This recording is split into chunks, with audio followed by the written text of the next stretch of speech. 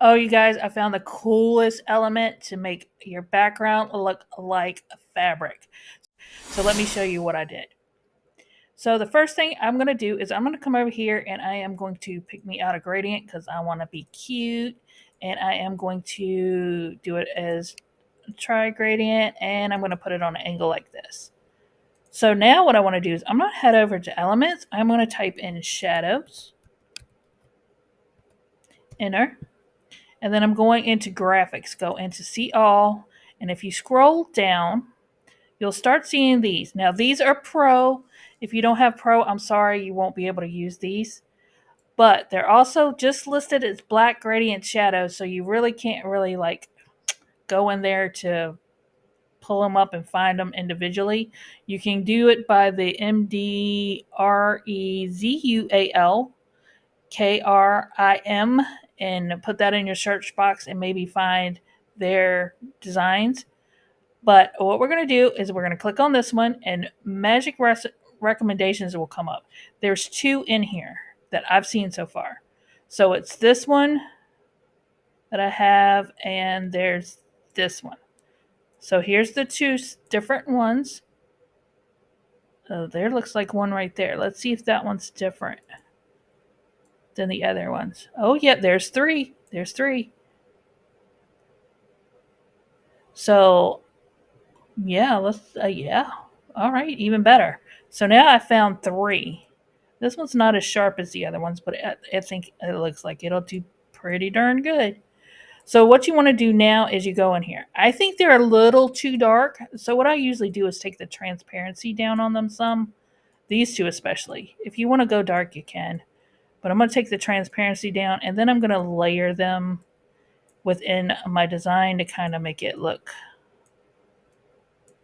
like fabric. I might flip this one. And then you can make them bigger or smaller. Flip them. Let's go horizontally. Bring that one coming in the center like so. And you can just do stuff like that. Now, the cool thing about these are too, so let's say you want to use some text. I'm just going to grab some text. Let's do this because it's chunky. I want that now so you can see the now. So what I want to do now with this is I'm going to change that to white. And then what I want to do is take it the position and put my text behind it. So now look with that. It just makes that look like it's fabric and it's waving. So that is so awesome to do with your text. So you can also, I'm going to just duplicate this page. And what I'm going to do, we're going to go and try it with a photo. Not all photos are equal. So let's see what we can do here. I'm going to just grab this one that's a pattern. And what I'm going to do is take the position and put it right here. And then we'll just put that over top. So now you can see that looks like fabric going through on that.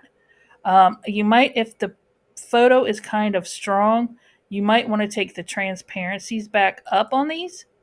If they're too much or too little, well, these are all the way up. See, we're experimenting. This is a new thing. So if you got ones that are kind of light, and if you want to, we can bump those transparencies up a little bit since this is such a dark. Now, if you have a black background, so let's duplicate this page again. And what we're going to do is go and change this around a little bit. So what I want to do now is I am going to go take this photo out, trash it. Oh no, I trashed the whole thing. Look at me being goofy. All right, we're going to take this out. We're going to trash it. I am going to change my background color to black.